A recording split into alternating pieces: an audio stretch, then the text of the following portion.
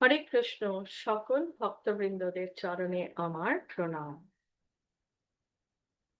আমরা শ্রীমদ্ ভাগবত গীতা অধ্যয়ন করছি। আজকে আমাদের প্রথম অধ্যায়ের অষ্টম শ্লোক।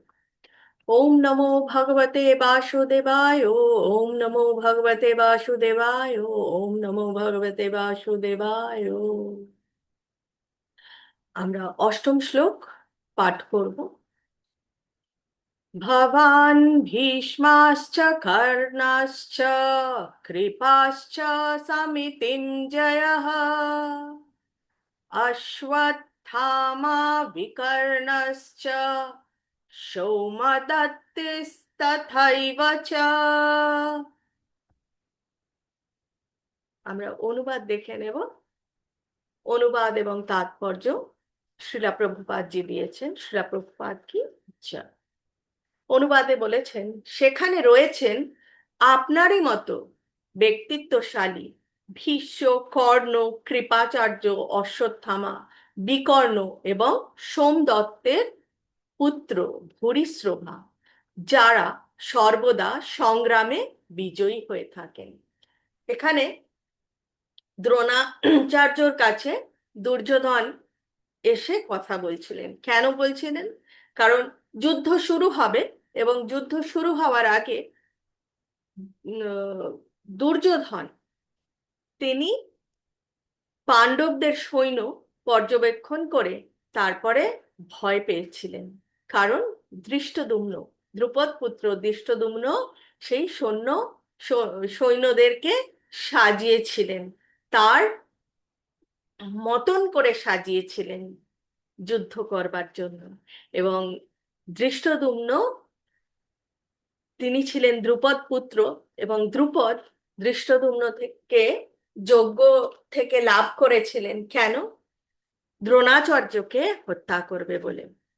এবং সেই যে দৃষ্টদ্যুম্ন সাজিয়েছে সেটাতেই দুর্যোধন ভয় পেয়ে দ্রোণাচার্যর কাছে এসে সেই সৈন্য সজ্জা কিভাবে করেছে এবং কারা কারা যুদ্ধ করতে এসছে সেটা দেখে গুরু দ্রোণের সাথে কথা বলতে এসেছিলেন। তো গুরু দ্রোণকে বলছেন যে সেখানে বলবান এবং শক্তিশালী কারা কারা রয়েছেন। তাৎপর্যে বলা হয়েছে, পাণ্ডব পক্ষের রথী মহারথীদের বর্ণনা করবার পর দুর্যোধন তার স্বপক্ষে যে সমস্ত বীরেরা যোগদান করেছেন তাদের বর্ণনা করছেন। এখানে কি বর্ণনা করছেন? সেখানে কারা কারা এসছেন?